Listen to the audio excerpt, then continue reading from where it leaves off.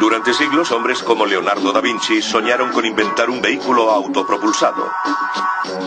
En 1769 el sueño se hizo realidad cuando el ingeniero del ejército francés Nicolas Cugnot montó una primitiva máquina de vapor en un carro de 3 ruedas. Los historiadores se refieren al Cugnot 1769 como el primer automóvil del mundo. Era una máquina de vapor con una enorme caldera situada ante la rueda delantera. Pero no funcionó. A partir de ese momento los inventores continuaron experimentando con coches de vapor, mientras otros desarrollaban vehículos eléctricos. Ambos lograron éxitos y fracasos. En 1886 los mecánicos alemanes Karl Benz y Gottlieb Daimler desarrollaron automóviles diferentes alimentados por un nuevo tipo de motor. Ambos construyeron un coche por separado y cada uno por su lado se consideró como el primer vehículo práctico. Su sistema de propulsión era el motor de gasolina de combustión interna. El motor de combustión interna es mucho más eficiente, ocupa menos espacio y genera más potencia que los de vapor. Estos primeros motores de un cilindro funcionaban casi como los de hoy.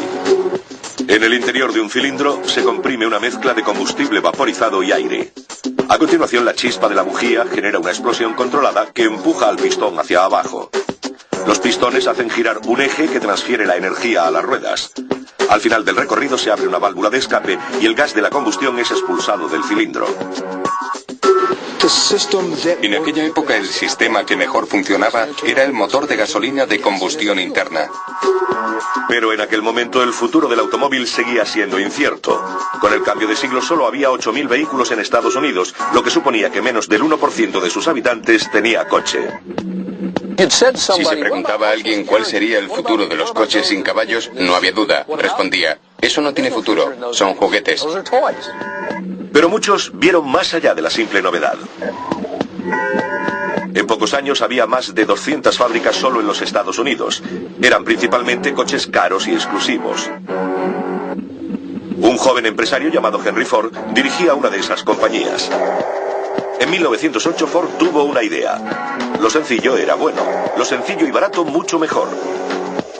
El resultado fue el Modelo T, el primer coche práctico y asequible.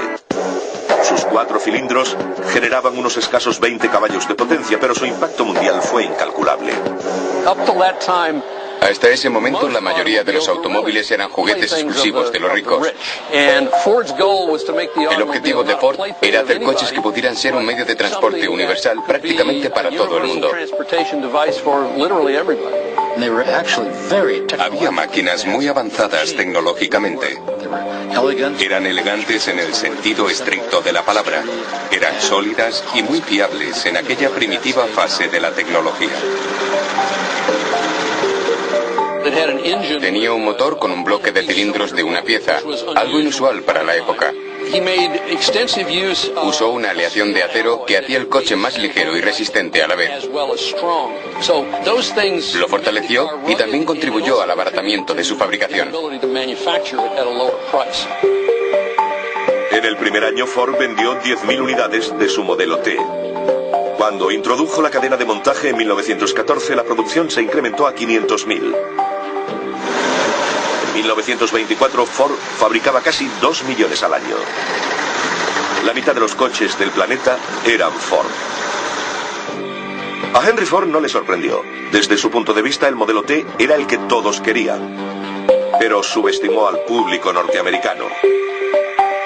La demanda de avances tecnológicos hizo caer las ventas del Modelo T. Para satisfacer dicha demanda presentó el Modelo A en 1927. Tenía 3 velocidades, amortiguadores hidráulicos y frenos en las 4 ruedas. Pero el público, como siempre, exigiría más. After those plugs are cleaned and checked and your carburetor adjusted, you'll get more power and better mileage. Los conductores pedían más potencia en sus pequeños motores de combustión interna. Los primeros coches tenían motores con 4 cilindros en línea.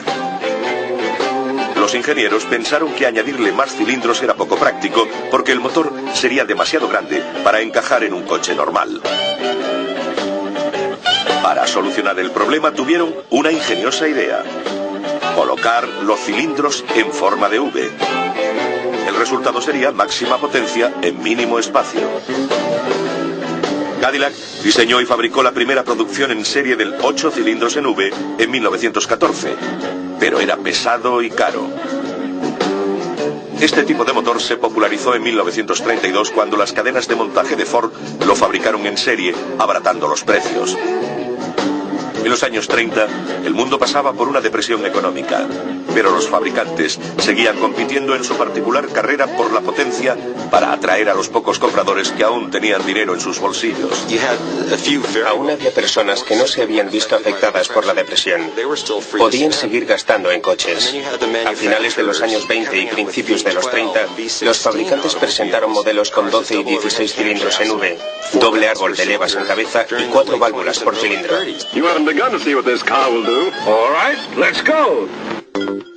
Con el estallido de la Segunda Guerra Mundial, los fabricantes se dedicaron a producir material de guerra. Los avances técnicos en motores, combustibles, neumáticos y plásticos se aceleraron. Después de la guerra, la industria comenzó a fabricar automóviles que, en estilo y tecnología, hacían olvidar los duros momentos pasados y acogían el futuro con optimismo.